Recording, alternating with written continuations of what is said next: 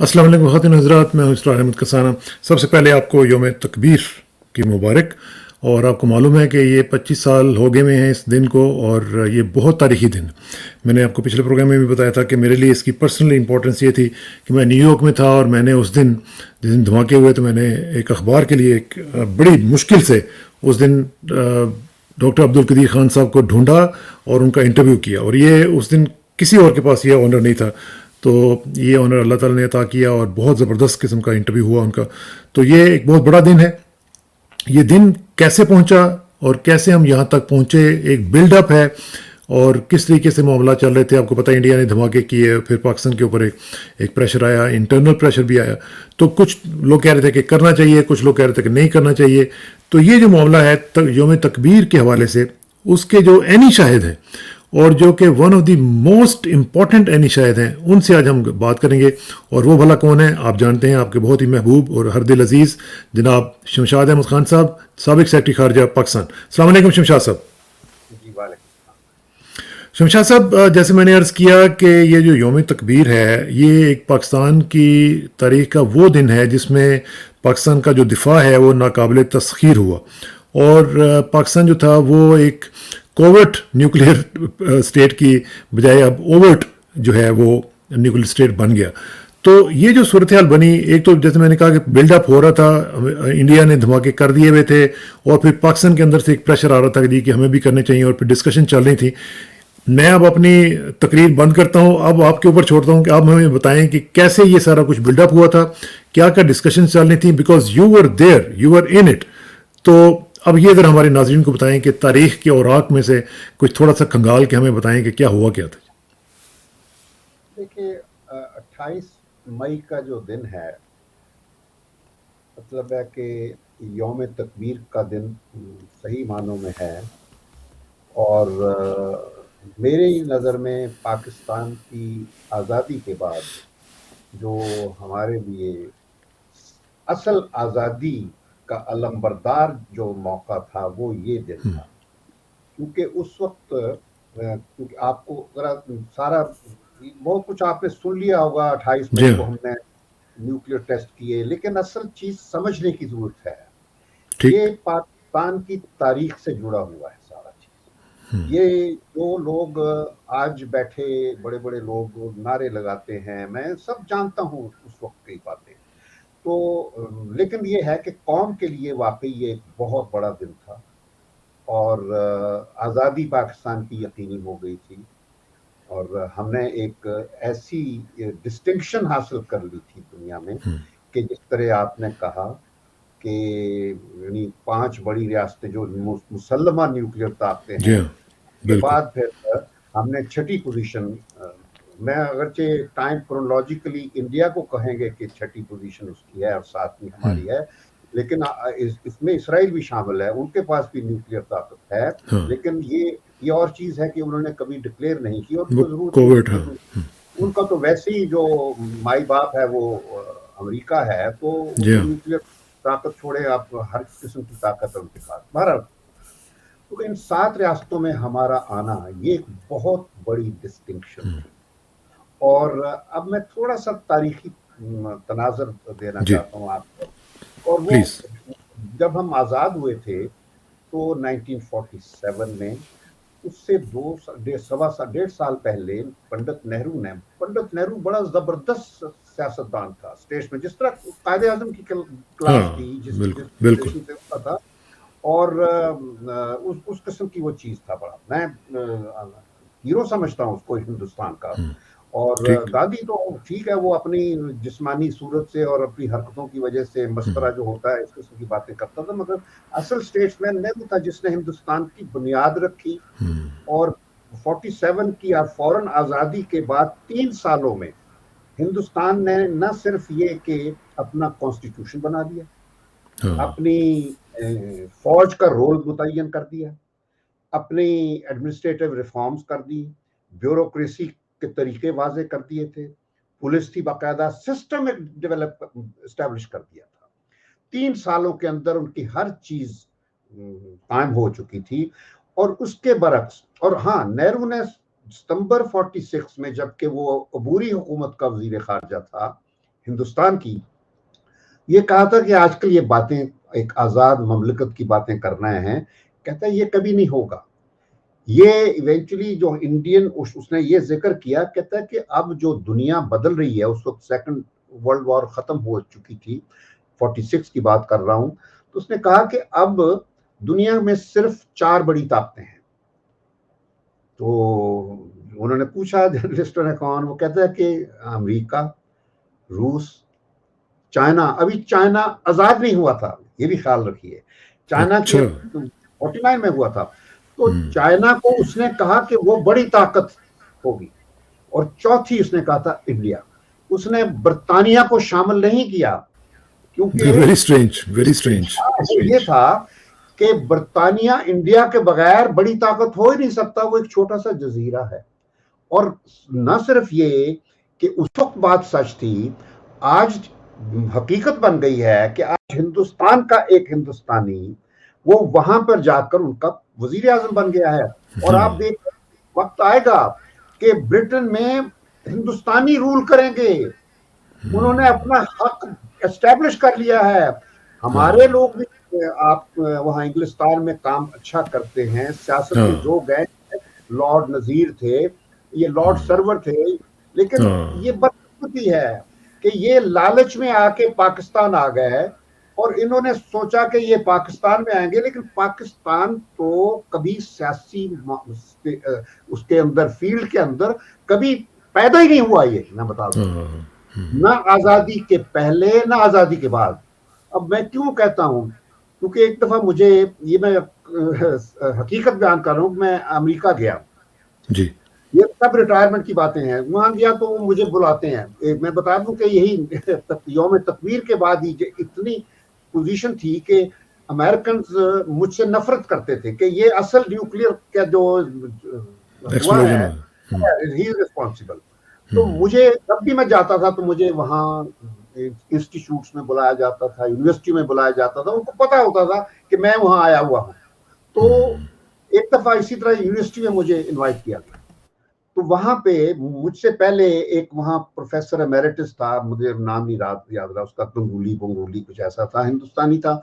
उसने ये बातें की कि जी ये हिंदुस्तान वाहिद कॉलोनी है अंग्रेजों की जो डेमोक्रेटिक बनी है, और पाकिस्तान की फौज ने इसको बिल्कुल खराब कर दिया हुआ है, ये जमहूरियत नहीं पैदा होने दी, ये इस किस्म की सारी बातें की।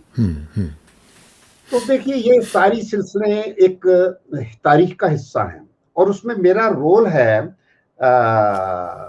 अपना इसरार में आपको कहना चाहता हूं कि फौज मेरी नसों में बसी हुई है। मेरे नाना जो थे, मैंने अभी पिछली दफा आपके साथ प्रोग्राम में भी कहा था, मेरे नाना थे मालेरकोटला रियासत की फौज के सरबराह थे। वो he was a colonel Kader बख्श खान। तो उन्होंने पहली जंग अजीम में अंग्रेज चूंकि रियासतों के फौजियों को लड़ाते थे, चाइना, इटली वगैरह, तो मेरे नाना उन जंगों में हो चुके थे, शामिल हो चुके थे। माय मामू was a major Indian army. वो आए थे यहाँ, मुझे अब तक याद है, ट्रक, मिलिट्री ट्रक था, उसमें आए थे, लेकिन वो आके लोग वो कहते कि नहीं, मैं उनको पसंद नहीं आया था। वो उनको पसंद नहीं आया। मतलब मैं पाकिस्तान की बात नहीं, मगर जिन लोगों से मिले थे, जो फौजी यहाँ थे, वो चले गए। उनके जूनियर थे लेफ्टिनेंट लेवल के, वो एक जनरल फजल मुकीम यहाँ बन गए, जनरल अतीकुर, ये दोनों लेफ्टिनेंट थे उस वक्त, वो आ गए थे तो वो जनरल तक गए। फजल मुकीम के साथ भी बुरा हुआ फौज, क्योंकि वो मशरकी पाकिस्तान में उसने फौज के किरदार को बड़ा लताड़ा था, तो फिर फौज ने उसको निकाल दिया। और फिर ये अतीक रहमान, तो वो एक अलग कहानी है, उसका इससे कोई ताल्लुक नहीं। कहना मैं चाहता हूँ कि जब ये नेहरू की बात मैंने बता दी आपको, और कांग्रेस की कमेटी के लोग थे, खास तौर पे पटेल टाइप, उन्होंने ये कहा था कि लेट दी मुस्लिम कायदे आजम जना ले अपना पाकिस्तान, लेकिन ये 2-3 सालों के अंदर घुटनों में आएंगे कि हमने इंडियन डोमिनियन में जाना है। तो एक ऐसा वो सिचुएशन थी, पाकिस्तान को अपना मुस्तकबिल बहुत मखदूश नजर आ रहा था। और फिर आखिरी दिनों में जो रेड क्लिफ के साथ मिलके कांग्रेस ने और के साथ मिलके, क्योंकि हम तो, मैंने पिछली बार भी बताया था कि हम जिस जगह रह रहे थे वो यकीनन पाकिस्तान का हिस्सा बनने चली थी, امبالہ یعنی ہاں امبالہ کے پاس پٹیالہ امبالہ راستے. اس کی وجہ تھی کہ سکھوں کے ساتھ پہلے فیصلہ ہو چکا تھا کہ وہ پاکستان کے ساتھ ہوں گے. وہ تو پھر آخری وقت پہ تارا سنگھ اور نہرو نے گڑبڑ کر کے ساری تو وہ چھوڑ دیا. قائد اعظم نے ادھر ان کو چلے بڑی آفر کی تھی کہ ہم آپ کو کہا تھا ان پریشر کے. ہاں دیں ہاں گے. ہاں اور میں ایک چیز کہہ دیتا ہوں کہ اگر سکھ پاکستان میں رہتے تو پاکستان آج ہندوستان سے بڑی طاقت ہوتا. میں بتاؤں اچھا. کیونکہ ہم میں اتنا پوٹینشیل اتنا ہے. اور سکھوں کی قوم جو ہے بڑی بہادر ہے, بڑی ہاں محنتی ہے, اور ہماری ساری ایگریکلچر ان کے پاس تھی. تو جو انہوں نے ہندوستان کی ایگریکلچر کو جا کر ایک ہرا بھرا ملک بنا دیا اور بھوکے ملک سے.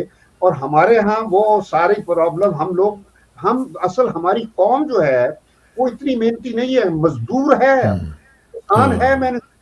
اور ہمارے کچھ بزنس فیملیز تھیں وہ اچھی ہیں, انہوں نے بڑا کام کیا ہے. لیکن بدقسمتی ہماری ملک کی یہ ہے, سیاستدان, ہمارے بیوروکریٹس, ہماری پولیس اور فوج میں بھی کئی پرسنالٹیز ایسی آ گئیں جس کی وجہ سے پاکستان کی وہ اٹھان نہ ہو سکی. اٹھان بہرحال نہیں ہو اب سکی. میں آتا ہوں آپ کے اس طرف جی کہ یہ شروع سے ہمیں اپنی سروائیول کا خطرہ تھا.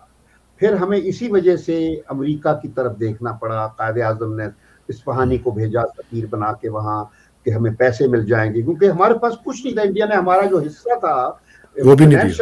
فائنینشل ہمیں مٹیریل نہیں ملا. تو یعنی پاکستان تو دفتروں کی کرسیاں مجھے بھی نہیں ہوتی تھی, ہم تو گھاسوں پہ بیٹھتے تھے اسکولوں میں, کالجوں میں. اس وقت یہ حال تھا.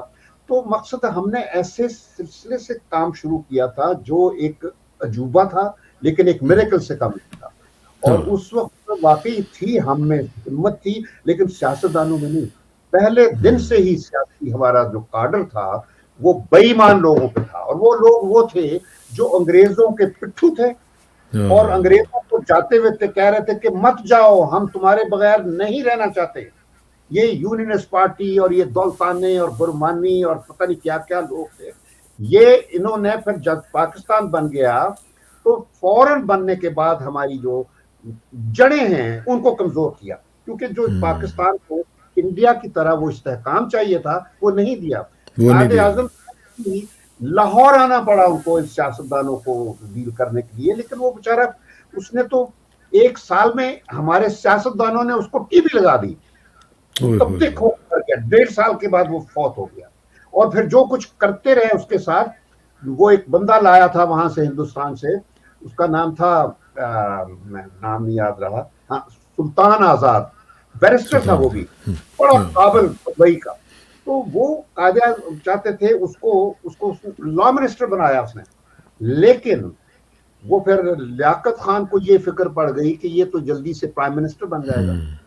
تو میں آپ کو تاریخ بتا رہا ہوں. اس آزاد کے ساتھ اس کے ساتھ ایک اس وقت ہماری انٹیلیجنس کا جو بندہ ہوتا ہے نا وہ تھا, کیونکہ انڈیا سے آ کے آیا تھا, ممبئی سے آیا تھا, قائد اعظم کا مہمان تھا. مہمان گھر قائد اعظم اپنے گھر تو کسی کو نہیں رکھتے تھے, روٹی تک بھی اس کو نہیں دیتے تھے, لیکن وہ گیسٹ ہاؤس میں تھا. اور وہ اس کی اپنے ذاتی مسئلے بھی تھے, کیونکہ اس کی بیٹی ایک ایسے شخص سے, ینگ لڑکے سے تھی جو پاکستان میں آ گیا تھا اور وہ کشمیر میں جنگ لڑتا تھا. ٹھیک ہے جی, اچھا یا وہ شاید مجاہدین کے ساتھ ملا ہوا تھا. بہرحال کچھ تھا, تو مجھے پوری تفصیل نہیں پتا, میں بتا دوں. تو یہ جو تھا اس آزاد کو جب یہ لیاقت علی خان اور یہ سارے سلسلے چل رہے تھے, کراچی میں قتل کر دیا گیا. یعنی ڈان میں ہیڈ لائنز چھپی اس وقت, بمبئی میں ہوا کہ اتنا امپورٹنٹ بندہ تھا وہ سلطان آزاد, بڑا وہ اس کی فیملی ویسے جو تھا نا وہ سبھاش چندر بوس ادھر اس اچھا طرف بھی تھے.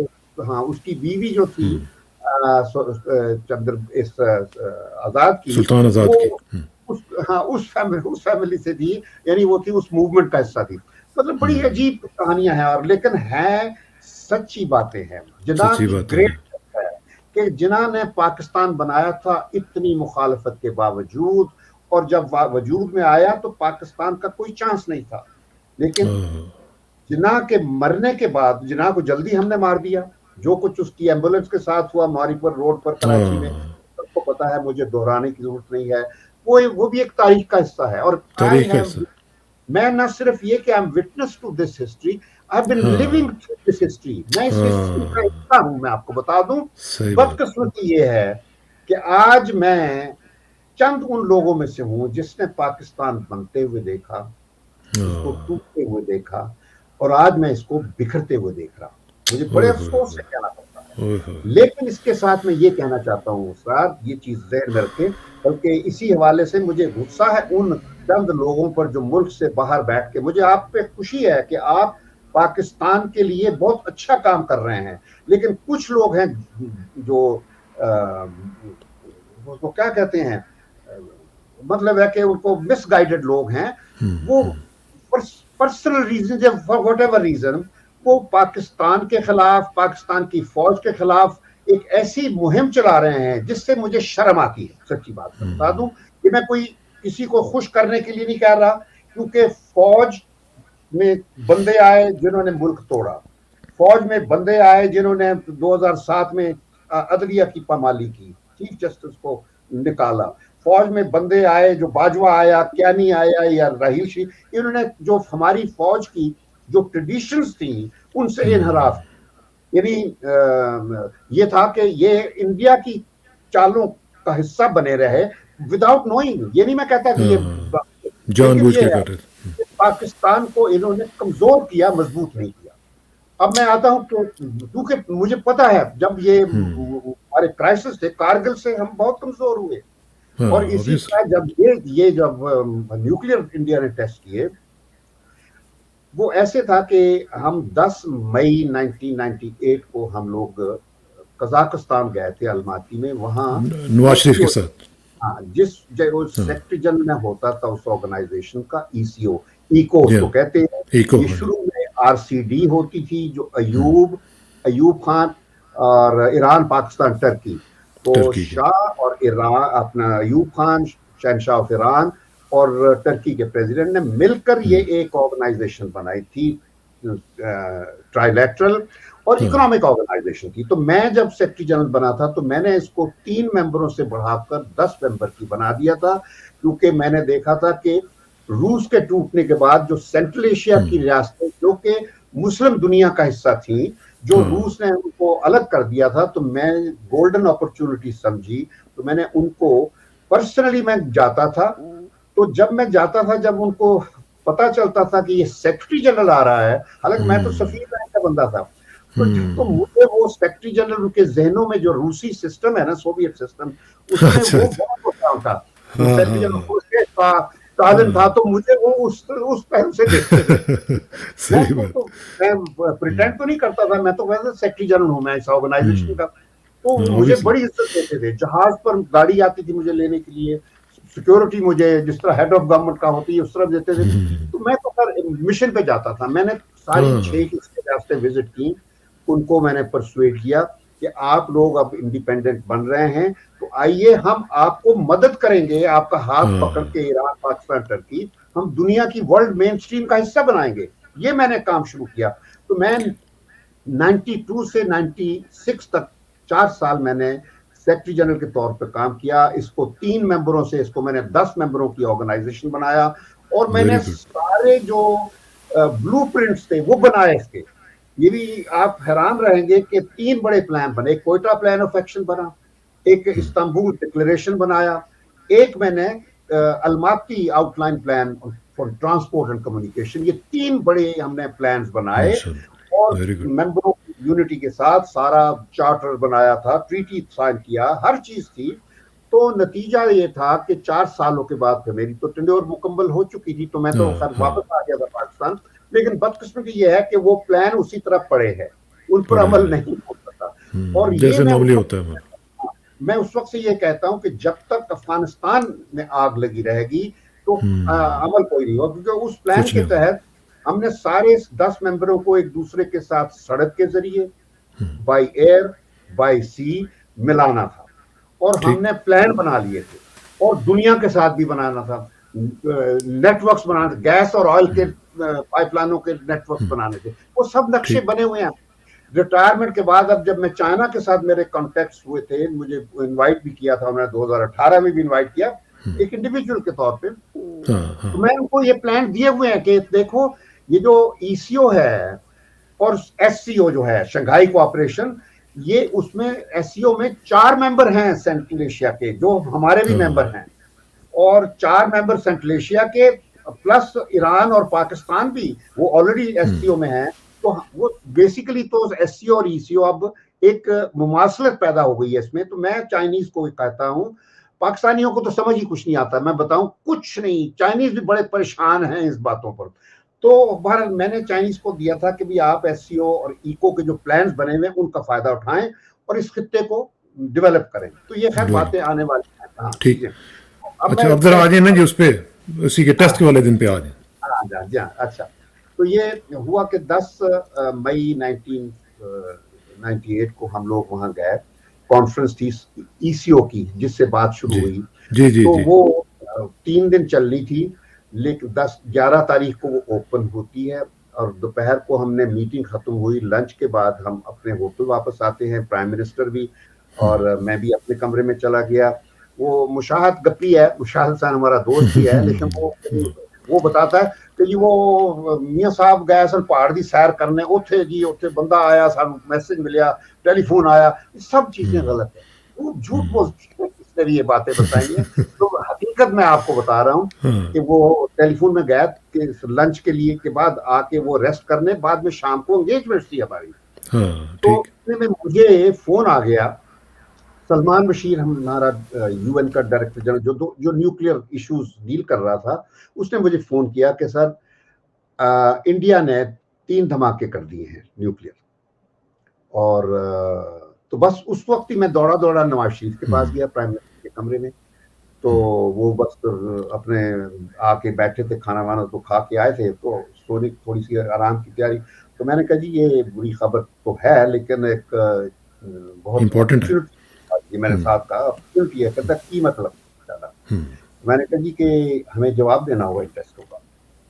अच्छा, कहते फिर क्या करें? तो मैंने उनको कहा, ये इसी तरह मेरा स्टाइल होता था उनका बात, वो सवाल भी अच्छा हूँ की करना है शमशाद साहब। तो जिस तरह वो जर्नैलों को कहते थे ना, जनरल साहब हूँ की करना है, तो उनको हर चीज को पूछते हैं लोगों से, इनक्विजिटर होते हैं। और उसकी कहानी मैं आपको बाद में बताऊंगा। एक दफा मैं कोरिया में एम्बेसडर था, वहां भी इन्होंने मुझसे कुछ ऐसे सवाल किए थे, तो मैं वो भी बड़ी इंटरेस्टिंग कहानी है, लेकिन अभी फिलहाल हम इधर बात करते हैं। तो वो फिर मैंने उनको कहा कि जी आप मुझे इजाजत दें, मैं जनरल चीफ आर्मी चीफ को टेलीफोन करूंगा कि फौरी तैयारी शुरू करें। और जहांगीर दूसरा करामत साहब से, हाँ, और जहाँ चीफ आर्मी चीफ थे। तो और दूसरा ये है कि हमने 2 दिन और नहीं रुकना, हम सुबह ही वापस चलेंगे, ये मैंने उसको कहा। और तीसरी मैंने कहा कि मैं अब आपको बाहर की दुनिया के साथ आपका राब्ता डिस्कनेक्ट करवा रहा हूँ, ताकि मुझे डर था कि क्लिंटन वगैरह फोन करेंगे फौरी तौर पर। या मैं बिल्कुल बिल्कुल, ये मैं तो एक अपने सिफारतकार होने से मैं अपनी जिम्मेदारी निभा रहा था। कोई मुझे ये हमारी किताब में नहीं लिखा था, जो लोग समझते ना थियरीज वाले, मैं कभी थियरीज पढ़ के काम नहीं किया है। चीज सिफारतकारी जो होती है वो प्रैक्टिकल चीज होती है, और वो मिनट टू मिनट बदलती है हर चीज, कोई लिखी हुई नहीं होती फॉरेन पॉलिसी या सिफारतकारी। तो खैर मैंने ये कहा कि सुबह चलेंगे, और अपने वजीरों को प्लीज कह दें, उसमें मुशाहिद भी शामिल था, और कि कोई बंदा मीडिया से बात नहीं करेगा, मीडिया पूछे भी तो कोई जवाब नहीं देना, और बाकी आपका भी फिलहाल मीडिया से कोई राब्ता नहीं होगा। और सुबह जब हम निकलेंगे, मुझे यकीन है कि इंटरनेशनल मीडिया, क्योंकि आया हुआ था उस समिट के लिए, जाहिर है, कि वो बातें हमसे करेंगे। तो बाकी मैंने फौरी तौर पे टेलीफोन किया, जल करामत से बात की। वो इस्लामाबाद में डिप्लोमेटिक एनक्लेव में उस वक्त यूएई की एक कोई रिसेप्शन हो रही थी, उस पे थे हाँ, वहां मैंने उससे बात की कि जी मेरी प्राइम मिनिस्टर ने मुझे हुक्म दिया है कि आपको बता दूं कि हम सुबह कल आ रहे हैं, हमने काबीना की मीटिंग करनी है, हमने डीसीसी की मीटिंग करनी है, और आप तैयारी शुरू कर दें बस ये इतना मैंने बात की। तो टेलीफोन बंद कर दिया। तो उसके बाद हमने अगली सुबह हम उतरे, होटल की लॉबी में आए, वहाँ मीडिया बिल्कुल जो मैं एंटिसिपेट करता था उसी तरह था।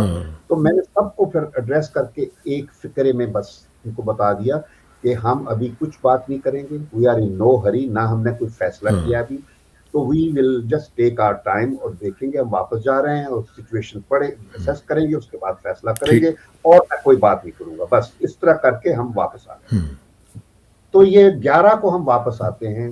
آتے ہی مجھے یقین تھا کہ واشنگٹن سے پریشر ہونا ہے, اور وہ پھر خیر آتے ہی ہم نے 12 تاریخ کو 13 کو ڈی سی سی کی میٹنگ بلائی, کیونکہ وقت لگ جاتا ہے اتنا, تو 13 کو میٹنگ ہوئی, اور اس میں شاید میں نے پچھلی میں ذکر بھی آپ کو کیا تھا یا نہیں کیا پچھلی اس میں ڈی سی نہیں, کی میٹنگ. اس پہ ہم نے ابھی تک بات نہیں کی.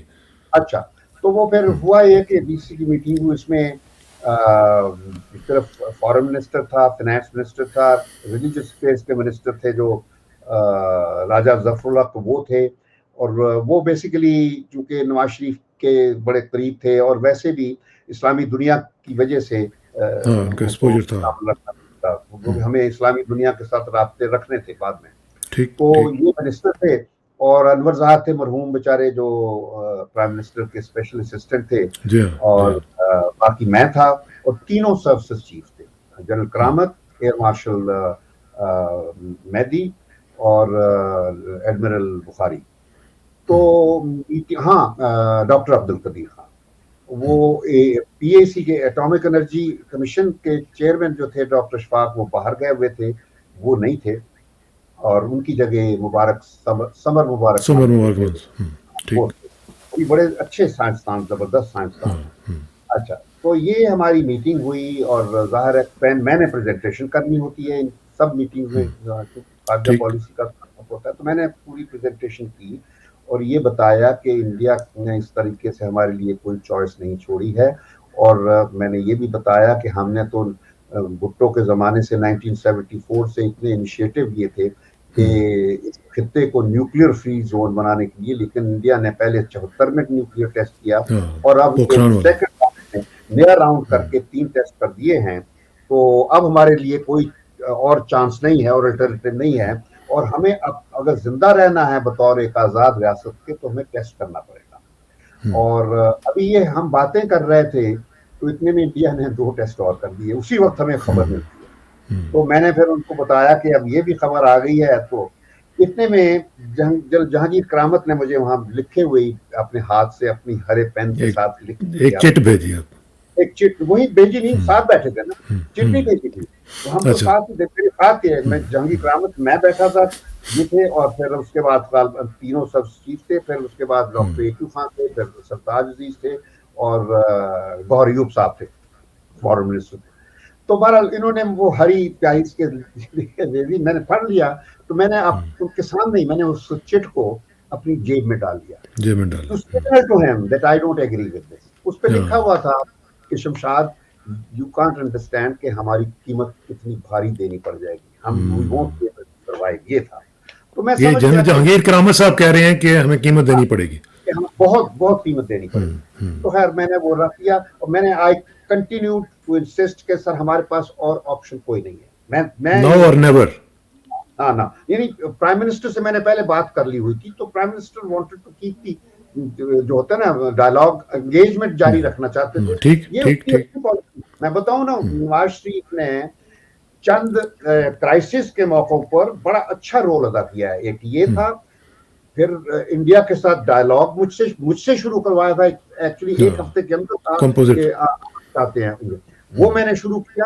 اور تیسرا کارگل کے وقت بھی, کارگل کے وقت ایک اچھی پوزیشن لی, مگر جب نہ بات ہوئی, جب ہم جو امیدیں تھیں پورے عوام کی وہ نہ پوری ہوئی, تو پھر ہم نے اس مسئلے کو ختم کرنے کے لیے رول ادا کیا. تو میں کریڈٹ دیتا ہوں کہ نواز شریف کا کچھ بھی ہو, جو بے ایمانی کے حوالے سے ان کی شہرت ہے, جو میں انڈیویجول کے بارے میں کبھی بات نہیں کروں گا, نہ کرتا ہوں, صرف یہ ہے کہ سیاستدانوں کی ایز اے کلاس میں کہا کرتا ہوں کہ وہ بے ایمان ہیں, وہ لٹیرے ہیں, وہ ڈاکو ہیں, سیاسی ہمارا جو کارڈرز ہے. اور وہ میں کوئی یعنی کہانی اسپیکولیشن نہیں ہے, وہ میں دیکھتا رہا ہوں, میں دیکھتا ہوں, جن کو جانتا ہوں, اور دیکھا ہوا ہے. وہ بعد میں اگر آپ سے جب گفتگو ہوگی, بعض ایسے موقع بھی آئیں گے جن میں یہ باتیں بھی کھل کر سامنے آئیں گی. تو خیر, تو یہ Nawaz Sharif kept the whole thing open. اور ایک جنرل ہم نے بیان شروع کر دیا تھا کہ جی ہم اپنے جو سپریم نیشنل انٹرسٹ ہیں قطع نظر کوئی پریشر ہو ہم نہیں، ہم اپنے ان کا فیصلہ کریں گے. تو یہ ہم نے 13 تاریخ کو چیپٹر شروع کر دیا. اس کے بعد اب کیبنٹ کی میٹنگ ہونی تھی. اتنے میں مجھے وہاں واشنگٹن سے ایمبیسڈر سے اطلاع آتی ہے کہ جی یہ ڈیلیگیشن ایک آ رہا ہے. ہاں 27 تاریخ کو انسیڈنٹلی میں بتا دوں کہ پریزیڈنٹ کلنٹن نے نواز شریف کو فون کیا. بڑی لمبی گفتگو ہوئی. میں نے جب ہمارا یہ ہوتا تھا کہ میں talking point speaking notes bullet points کی صورت میں نواز شریف کو ہمیشہ ہوتا تھا. ہمارا جو فارن آفس کا بندہ ہوتا ہے پرائم منسٹر ہاؤس میں وہ ساتھ بیٹھ جاتا تھا. اس وقت غالباً توقیر تھا جو ایڈیشنل سیکرٹری تھا وہاں پہ پرائم منسٹر کے دفتر میں، توقیر حسین، جو بعد میں پھر جولائی میں ٹوکیو چلا گیا تھا. اس کی جگہ پھر میں نے طارق فاطمی کو پوسٹ کیا تھا. پھر آگے چل کے دوسرے جو کرائسس تھے ان میں طارق فاطمی تھا وہاں، اس نے بھی بڑا اچھا رول ادا کیا. اچھا تو اب بات یہ ہے کہ جب کابینہ کا اجلاس ہونا تھا اس سے پہلے مجھے وہاں سے اطلاع آ گئی کہ جی اسٹوپ ٹیلبٹ جو ان کا ڈپٹی سیکرٹری آف اسٹیٹ ہے، یعنی جو ان کی فارن آفس ہے اس کا جو ہیڈ پروفیشنل ہیڈ ہوتا ہے، جس طرح فارن سیکرٹری میرا کاؤنٹر پارٹ، یعنی میں جس طرح فارن آفس کا ہیڈ ہوں پروفیشنل، دوسرا پولیٹیکل بندہ ہوتا ہے. تو وہاں پہ اسٹیٹ سیکرٹری جو ہوتا ہے وہ پولیٹیکل بندہ ہوتا ہے، لیکن جو ڈپٹی سیکرٹری آف اسٹیٹ ہوتا ہے وہ پروفیشنل ہوتا ہے. کہ جی وہ اور اس کی ٹیم چل پڑے ہیں وہاں، ٹیمپا سے چل رہے ہیں، وہ واشنگٹن سے چل پڑے ہیں اور ٹیمپا چلے گئے ہیں جہاں سینٹ کام کا کمانڈر کا دفتر ہے، ہیڈ کوارٹر ہے. تو جب میں نے فوراً میسج بھیجا اس کو اپنے ایمبیسڈر کو کہ tell them to not to come at this time because ابھی ہم لوگ فارغ نہیں ہے، ابھی ہماری یہ جو انسٹیٹیوشنل پروسیس ہے چل رہا ہے. تو انہوں نے سوچا کہ ہم کوئی ریلیکٹنٹ ہیں تو انہوں نے فون جنرل کرامت کو فون کیا کہ جی شمشاد نے ہمیں منع کر دیا آنے سے، تو پلیز اس کو آپ منوائیں. تو جہانگیر کرامت نے مجھ سے بات کی تو میں نے کہا کہ دیکھیں جنرل صاحب، ہم نے ابھی اپنی کاروائی جاری رکھی ہے، ابھی تو ڈی سی سی ختم ہوئی ہے، ابھی ہم نے کل یا پرسوں ہم کابینہ کی میٹنگ ہوگی، اگلے دن ہم نے رکھی تھی، تو پہلے ہمیں اپنی پوزیشن جو ہے وہ ڈیلینیٹ کر لینے دیں، پھر اس کے بعد ہم ان سے بات کریں گے. اس سے پہلے بات کرنے میں ہمیں کمزوری ہوگی، ہمیں اپنی پوزیشن کو ضرور پہلے کر لینا چاہیے. جنرل کرامت شروع سے میرے ساتھ متفق ہوتے تھے، میں بتا دوں آپ کو. اور یہ میں بتا دوں کہ کبھی بھی میرے اوپر کبھی فوج نے یہ نہیں کہا کہ تم یہ کرو یہ نہ کرو.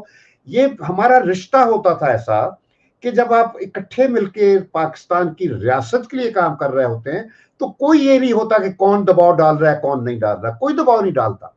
تو اب یہ دیکھیے امریکہ نے اس پہ دباؤ ڈالا، وہ مجھ سے بات کر رہا ہے کرامت، تو بات میں نے صحیح بات کی تو اس نے ایگری کیا.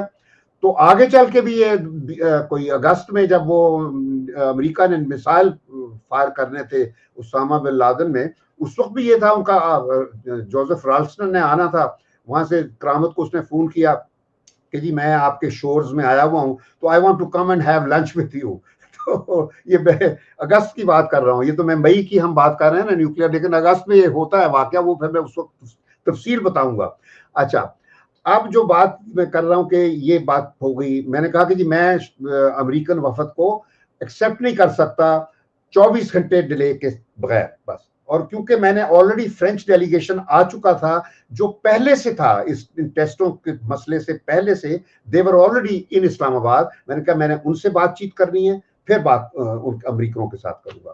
تو they had to accept, they had to delay their departure in Tampa. سارے وہاں بیٹھے رہے. پھر یہ اس میں جوزف زینی تھا جو ان کا سینٹ کام کمانڈر تھا، اسٹوپ ٹیلبرٹ تھا، رک انڈرفرڈ تھا، اور باقی 2-3 اور جو بروس رائڈل ٹائپ سیمین جو تھے ان کے چھوٹے لیول کے لوگ تھے، وہ سیکورٹی کے بروس رائڈل تھا، ایک اور تھا نیوکلیئر کا. تو خیر وہ وہاں ٹیمپا میں انتظار کرتے رہے. اگلے دن ہم نے کابینہ کی میٹنگ کی. کابینہ میں 95% وزیر دے ور اگینسٹ. 95%؟ اچھا. اب میں نام تو بتا دیں مجھے یاد نہیں ہے، لیکن شیخ رشید بھی خلاف تھا، اسحاق ڈار بھی خلاف تھا، سرتاج عزیز بھی خلاف تھا، سمجھ گئے. اب مجھے نام نہیں پتا، بی بی تھی جو اپنی خانم عابدہ وہ بھی خلاف تھی. تو بہر جو تھے، لیکن نواز شریف کو پتا تھا، نواز شریف کے ساتھ میری جب ایک انڈرسٹینڈنگ ہو گئی تھی، اور ہاں نواز شریف کا یہ تھا کہ he would understand the situation, gravity ہو، اس کو پاکستان کی سمجھ آ جاتی تھی. تو میں نے اس سے یہ پکا ہم نے طے کر لیا تھا کہ ہم نے میں نے کہا تھا کہ ہمیں اب اگر نہ کیا تو ہم ختم ہو جائیں گے، یہ کنونس کر دیا، اینڈ ہی ایگری. تو اس کے بعد نواز شریف نے یہ کیا تھا کہ وہ خاموش رہتا تھا، کسی میٹنگ میں بھی یہ نہیں بتاتا تھا کہ what does he want، وہ کیا سوچ رہے ہیں. ہاں اور وہ لوگوں کو سن رہا تھا کہ لیٹ them speak. اچھا، باہر دنیا میں پریشر تھا کہ جلدی کریں. یہ بڑی زبردست کہانی ہے، میں بتاتا ہوں، یعنی اس کی کوئی فلم بنے، سسپینس والی فلم بنے تو یہ بن سکتی ہے. تو وہ پھر کابینہ میں یہ تھا، مگر Nawaz Sharif knew how to handle the cabinet. جو کابینہ کا جو بیان تھا وہ ہم نے تیار کر کے رکھا ہوا تھا پہلے سے، ٹھیک ہے جی. اور نواز شریف نے ان سے پھر گفتگو کی، سب چپ ہو گئے، اور ہم نے وہ بیان ایشو کیا جو ہم نے ڈرافٹ کیا ہوا تھا. اس سے پہلے ہم نے ڈی سی کا بیان بھی ایشو کر دیا تھا. تو ہمارا جو انسٹیٹیوشنل فیصلہ تھا وہ ہم نے کر لیا تھا کہ ہم نے وہ کرنا ہے جو ہمارے مفاد میں. تو پھر اس کا جو مین کریڈٹ ہے، مین کریڈٹ آپ کس کو دیں گے؟ مین کریڈٹ نواز شریف صاحب کو دیں گے؟ ظاہر ہے بینگ دی پرائم منسٹر تو ظاہر ہے وہ ان کا بنتا ہے، کیونکہ ہم لوگ جو ہیں نا، ہم تو مزدور لوگ ہوتے ہیں، ہم شرپاز ہوتے ہیں. شرپاز جس کو کہتے ہیں نا، جو چوٹی پر جاتا ہے نا جب کوئی، ہاں پہاڑ پہ، ہاں اس کا سامان اٹھا کے جو جاتے ہیں نا، تو ہم سامان ڈھونے والے لوگ ہوتے ہیں. بس یہ اور چیز ہے کہ میں بتاتا ہوں کہ کوئی حکمران نہیں کامیاب ہو سکتا وداؤٹ گڈ شرپاز. یعنی آپ ایمپرر اکبر کی بات لے لیں، بادشاہ تھا، ایمپرر تھا، وہ اس کے 9 رتن تھے جو 9 رتن تھے. لیکن اس میں شمشاد صاحب، اس میں جو ایک چیز ہے جو اکثر لوگ کہتے ہیں، اور اس میں ڈاکٹر قدیر خان صاحب بھی ہیں جو کہ کہتے تھے کہ اللہ انہیں جنت نصیب کرے. ہاں میں آ رہا ہوں اس کی طرف. بالکل. اچھا پلیز پلیز. وہ تو شخصیت ہی ایک اور تھی. اچھا، اس بارے میں تو میرے جو ہمارے تعلقات تھے فورن آفس کے، ڈاکٹر اے کیو خان اور پوری نیوکلیئر مشینری ہماری جو تھی، ان کے ساتھ ہمارا فورن رشتہ ہے بڑا پرانا. یہ تو 74-72 سے ہم لوگ تھے. میں جب پیرس میں تھا، میرا ان لوگوں کے ساتھ اس وقت سے ہے. پیرس میں جو ری پروسیسنگ پلانٹ لیا تھا ہم نے نیگوشیٹ کر کے، اس میں آئی واز انوالوڈ. تو اس میں وہ میرا پریڈیسیسر جو پیرس میں تھا، احمد کمال، بیچارے فوت ہو گئے، مجھے بڑا ہی افسوس ہوا. ہمارے کلیگ تھے، نیو یارک میں بھی ایمبیسڈر رہے میرے پریڈیسیسر. جی میں جانتا ہوں. تو وہ تھے پیرس میں. پھر وہ ان کو میں نے ریپلیس کیا تھا. صاحبزادہ یعقوب خان جب ایمبیسڈر بنے تو انہوں نے مجھے سینیگال سے وہاں مجھے بلا لیا تھا.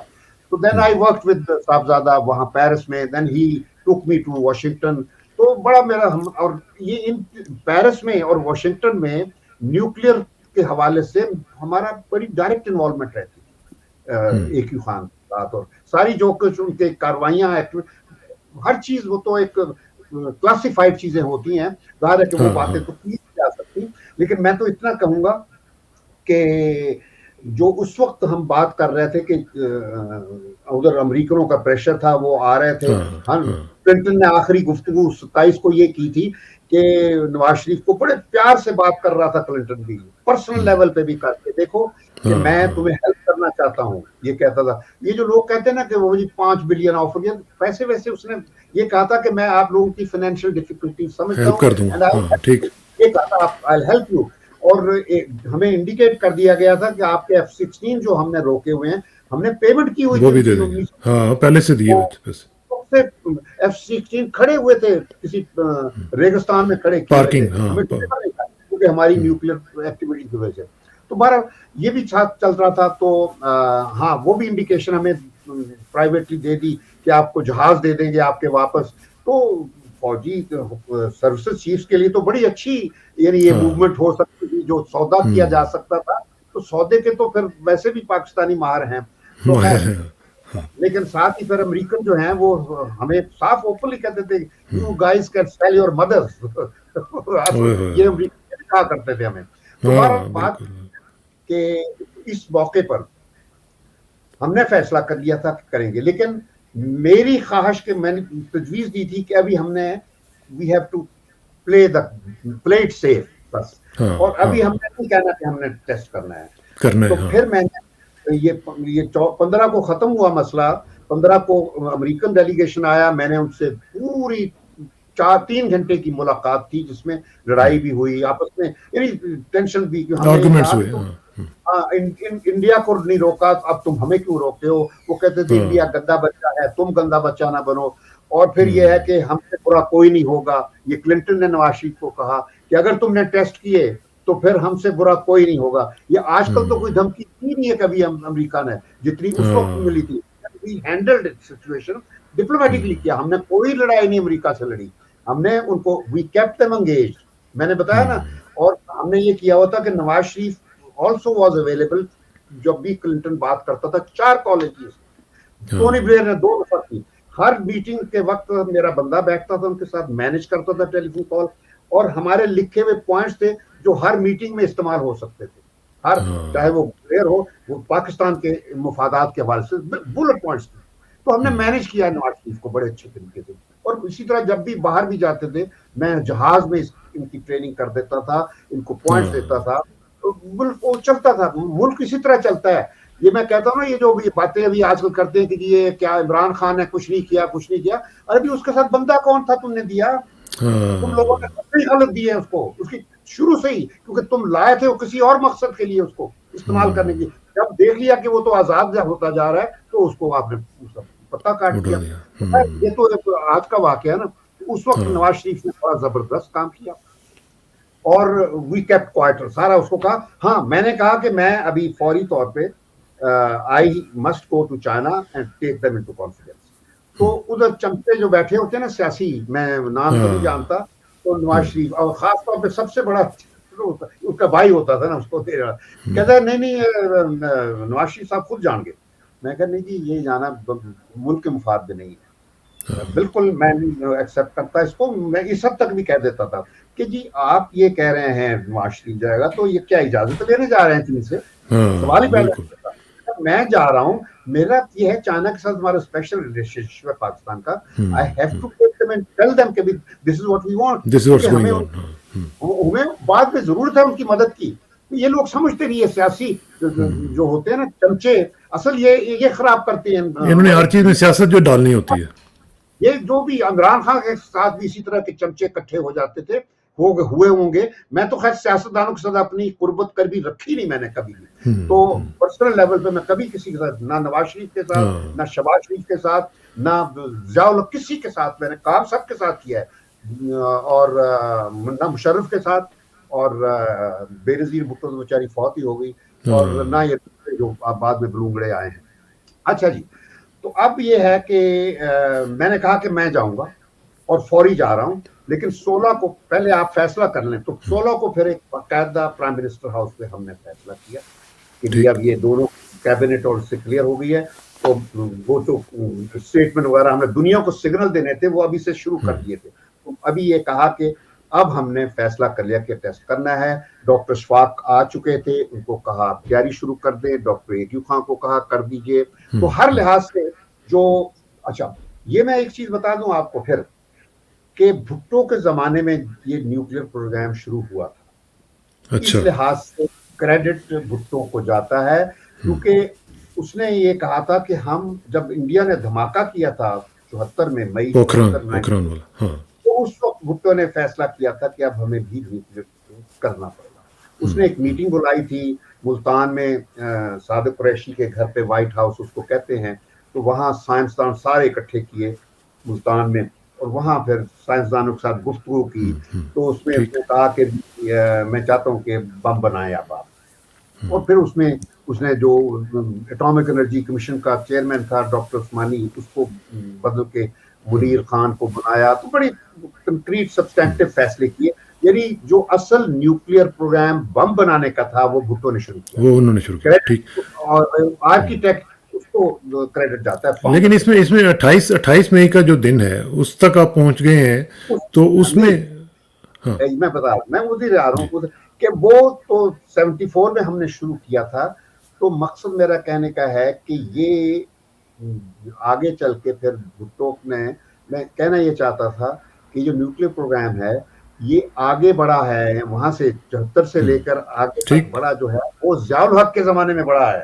ہاں اصل ٹھیک. جو کنسٹرکشن ہوئی ہے اس کی نیوکلیر پروگرام کی، وہ وہ پھر ساری زیادہ.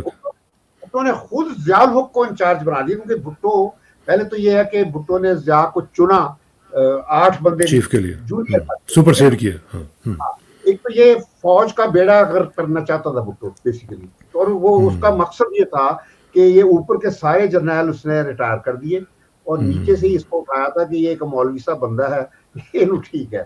اور ساتھ تو نے خود بھی مذہب کو، ریلیجن کو سیاست میں ایک ڈائمنشن کے طور پہ انٹروڈیوس کر دیا تھا اس نے. بھٹو نے. فرائیڈے، کیونکہ میں بیٹھ کے نوٹس لیا کرتا تھا بھٹو کے، یہ جو سعودی امبیسڈر کے ساتھ، کیونکہ جتنے بھی مڈل ایسٹ کے، میں اس وقت مڈل ایسٹ کا ڈائریکٹر ہوتا تھا تو 74 میں، تو وہ ان کو کہتا تھا سعودی امبیسڈر، کہتا ہے ambassador I have decided to declare Friday holiday, weekly holiday, and I have decided to ban alcohol in Pakistan. اور اس وقت بھٹو نے خود پی ہوئی تھی جس وقت یہ بتا رہا تھا، کیونکہ بھٹو ہر شام کو جب میٹنگ ہوتی تھی، میں ہر میٹنگ اس کی میں کور کرتا تھا، اس کے منٹس میں لکھا کرتا تھا. بہت سے جتنے بھی مڈل ایسٹ کے امبیسڈر ہوتے تھے یا مڈل ایسٹ کے کوئی بھی ڈگنیٹریز آتے تھے، I was director Middle East in the ministry. اسی طرح ریاض کھوکھر لیتا تھا، دوسری ہوتا تھا شوکت فرید ہوتا تھا، اس طرح ہوتے تھے. تو میں جب لیتا تھا یہ عربوں سے، تو عربوں کے ساتھ اس کو یہی کرتا تھا. تو بھٹو نے مذہب خود لے کے آیا تھا ان مولویوں کو خوش کرنے کے لیے. ٹھیک ہے جی. اصل وہاں سے یہ مولویوں کو چھٹی ملی ہے، جو مولویوں نے پاکستان میں اپنی قسم کا ایک obscurantism جو ہوتا ہے نا، جہالت شروع پر کیا. کام کو لایا نا، تو لوگوں کو مس لیڈ کرنے کے لیے، ان پڑھ لوگوں کو ایکسپلائٹ کرنے کے لیے، پولیٹیسائز کرنے کے لیے. یہ پھر دونوں فیملیز جو ہیں، بھٹو کی فیملی اور پھر شریف جب اس کے بعد ہے، اس نے بھی اس کو ختم کیا. تو میں اس وجہ سے کہنا چاہتا تھا یہ کہ ضیاء الحق نے بڑا رول پلے کیا. اور اس وقت ضیاء الحق کو موقع مل گیا تھا افغانستان میں سوویت پریزنس کا، وہ قبضہ ہو گیا تھا، اور امریکہ کو احساس ہو گیا تھا کہ اگر سوویت یونین وہاں رہا تو گڑبڑ ہو جائے گی، سارا بیلنس ہو جائے گا دنیا میں. اور یہ پاکستان کے لیے یہ بھی تھا کہ وہ تو ادھر وارم واٹرز میں چلے جائیں گے، پاکستان سینٹرل ایشیا کی ریاستوں کی طرح بن جائے گا. تو اس وجہ سے ضیاء نے ایک لڑائی لڑی، بہت دلیری کے ساتھ لڑی. امریکہ کو بھی اس نے استعمال کیا بڑے طریقے سے. اگر آپ اس کے انٹرویو سنیں والٹر کرانکائٹ کے ساتھ، تو آپ کو پتا اسٹیٹسمین تھا ضیاء الحق. یعنی یہ لوگ ہماری قدر نہیں کرتے جن بندوں کی قدر کرنی ہوتی ہے، اور بس بناتے. ہم لوگ کہانیاں بناتے ہیں، ہمارا میڈیا پہ لوگ طرح طرح کی ہر وقت کہانیاں. آج کل مسئلہ جو ہوتا ہے، کہانیوں میں سب لوگ انٹرسٹڈ ہیں، یہ کوئی نہیں بتا رہا کسی کو کہ مسئلے کو حل کیسے کرنا مسئلہ ہے. کیسے. صحیح بات. یہ ہماری قوم کی خاصیت ہے. اچھا، تو میں نے ضیاء کا بتا دیا.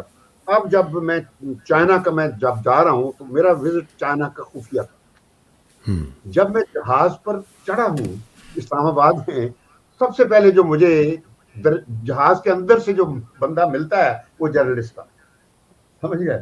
تو وہ جناب اپنی کہا کہ شمشاد صاحب تسی دسو تسی چین جا رہے ہو، کی کرن جا رہے ہو وغیرہ. تو میں نے اس وقت اپنی پریشانی کا اظہار کیا، کیونکہ میں نے تو یہ بات رکھی. تو اتنے میں کیپٹن تھا جہاز کا، مجھے ریسیو کر رہا تھا وہاں کا. تو اس کو مجھے سمجھ آ گیا کہ میں کوئی پرابلم ہے. تو میں نے اس جرنلسٹ کو تو بتایا، میں کہا دیکھو میں خاص مشن پہ ہوں، تو چھوڑ دو بات، میرے سے بات کرو. تو میں نے اس کو ایسے کر کے کیا، تو کیپٹن مجھے جلدی سے پکڑ کے اندر اپنی کاکپٹ پہ لے گیا. تو اس کے بعد وہ کہتا ہے سر تسی ایتھے ہی بیٹھو. میں سمجھ گیا تھا پوزیشن تے ہن اسی میں اسی میں بیٹھ کے چائنا گیا وہاں اس کے ساتھ کاکپٹ میں. اچھا، اب یہ اصل میں یہ ٹائم ہمارا کافی لمبا ہو گیا ہے، لیکن یہ ہے کہ میں چاہتا ہوں کہ تھوڑا سا اس کو آپ اگر وائنڈ اپ کر دیں تو پھر ہم نیکسٹ سٹنگ میں ہم اس کے اوپر مزید گفتگو کر لیں گے. بس یہ گفتگو نہیں ختم میں کر دیتا ہوں. چائنا سے آ کے ہم نے تیاری کی، اور 27 کو میں 17 کو گیا، 19 کو واپس آیا، اور 20 کو دوبارہ ہم نے وائنڈ اپ کر دی. اور 27 کو کلنٹن نے ٹیلی فون کال کی نواز شریف کو، اس نے کہا کہ سینکشنیں لگا دیں گے ہم. اس کے بعد 28 کی رات کا واقعہ اگلی میٹنگ میں طے کریں گے. وہ بہت بڑا واقعہ ہے, اس وجہ سے وہ کریں ٹیسٹ کرنے سے پہلے. لیکن ٹیسٹ ہم نے 28 کی صبح کو, ایسے تھا کہ آخری میٹنگ صبح کو جنرل کرامت نیشنل ڈیفنس کالج میں ہم گئے تھے پرائم منسٹر کو لے کے. رات جو واقعہ ہو چکا تھا وہ میں بعد میں کبھی سنا دوں گا, مگر اس واقعے کے بعد وہ تھا ایک کرائسس ہوا تھا, اور میں نے وہ دنیا کو جگا کے دنیا وہ کر دیا تھا, اور صبح تک مجھے ہر طرف سے بات کلیئر آ گئی تھی کہ کوئی ایسا خطرہ نہیں. جو ہمیں خطرہ تھا کہ انڈیا اور اسرائیل ہماری پر حملہ کریں گے, وہ اٹیک کر تو سکتے صبح ہیں. ہو گئی. تو نواز شریف کو میں ڈیفنس کالج لے گیا. وہاں پہ جب گیا تو وہاں جو کراؤڈ تھا ینگ افسروں کا جو این ٹی سی میں ہوتے تھے, انہوں نے شور ڈو اٹ ناؤ, یعنی دنیا سمجھ نہیں رہی تھی کیوں دل کرنا ہے. 16 دن ہو گئے تھے, یعنی یہ 28 دن. تو اس دن پھر یہ جب کافی کے لیے ہم اکٹھے ہوئے اس میٹنگ کے بعد, نواز شریف پسینے آئے ہوئے تھے اس کو, تو وہ میرے پاس آئے کہتے ہیں کہ چائے وائے نہیں پی رہے تھے, پانی پی رہے تھے. تو مجھے کہتے ہیں شاہ صاحب میرے نال آ جاؤ. تو یعنی میرے نال کے ان کی گاڑی میں بیٹھ کے, وہ جب بھی کرائسس ہوتا تھا, آئندہ بھی کئی ایسے واقع ہوں گے, پھر کہتے تھے آج تسی میرا, مجھے ڈرائیو کرنے کے لیے اپنی گاڑی میں بٹھا دیتے. اور ساتھ ہی کرامت کو کہا کہ جنرل صاحب تسی بھی آ جاؤ اپنی کار پہ. سو وہ اپنی کار پہ, میں ان کے ساتھ بیٹھ گیا. وہاں گئے, ان کے دفتر میں گئے, پرائم منسٹر کے اس طرف بیٹھے ہیں جنرل کرامت, اس طرف ہے سامنے, ادھر پرائم منسٹر بیٹھا سامنے. ٹھیک ہے جی, یہ میں آخری موقع دیتا ہوں. 28 تاریخ کی صبح کوئی یہ 11-12 بجے کا وقت ہوگا. تو بیٹھے, جنرل صاحب کی کرنا ہے, پنجابی چ گل ہو رہی نا اردو میں, جنرل صاحب کیا کرنا ہے. جنرل صاحب نے وہی بات کی کہ سر ہم نے ہر چیز تیار کر دی ہے آپ کے حکم کے مطابق. ٹھیک ہے جی, arrangements have been made, اور we will do whatever you decide. It's your decision, political decision ہے, and you have to make sure کہ بھی اس کی آفٹر افیکٹس کیا ہے, consequences وہ سارے آپ اسٹڈی کر لیں, تو آپ کی ذمہ داری, آپ فیصلہ کریں. یہ اس طرف اس کے بعد پھر جشم شاہ صاحب, میں نے کہا جی کہ there is no price for your independence and survival. Urdu میں نے کہا تھا سر آپ کی آزادی اور آپ کے وجود کی کوئی قیمت نہیں ہو سکتی, بس ایک طرح میں نے. تو پرائم منسٹر کا تھینک یو, بس دونوں کو ہمیں شکریہ ادا کیا. ہم اٹھ کے واپس چلے گئے. شام کو 3:16 پر ٹیسٹ ہو گئے, اور شام کو پھر 5 یا 6 بجے نواز شریف نے پریس کانفرنس دنیا کو ایڈریس کر کے بتا دیا کہ ٹرائمفٹ کہ ہم نے اسکور بیلنس کر دیا انڈیا کا.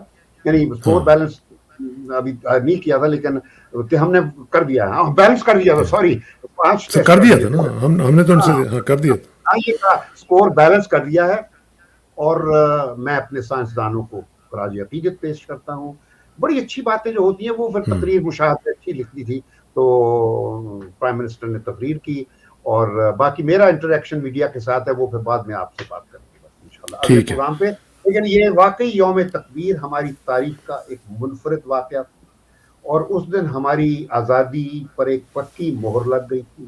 آج قطع نظر اس کے کہ ہم اپنی آزادی کی خود پرواہ نہ کریں, ہم اپنے آپ کو بھیک مانگتے رہیں, کیونکہ اس وقت میں نے تو کبھی نہیں سوچا تھا کہ میرے یہ حکمران ہمیشہ بھکاری رہیں گے, اور میں نے کبھی نہیں سوچا تھا کہ ہم کبھی ہمیشہ کے لیے امریکہ کا خادم بن جائیں گے.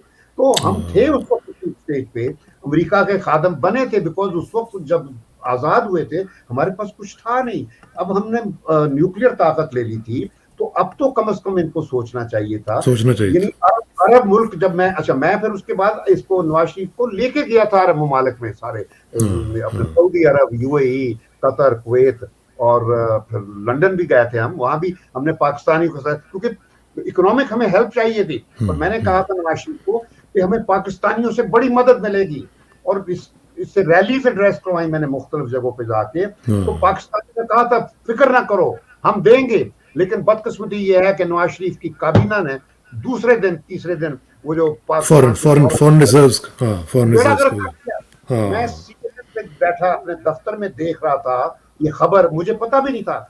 اسی وقت میں نے فون کیا اٹھا کے نواز شریف کو کہ سر یہ میں کیا دیکھ رہا ہوں.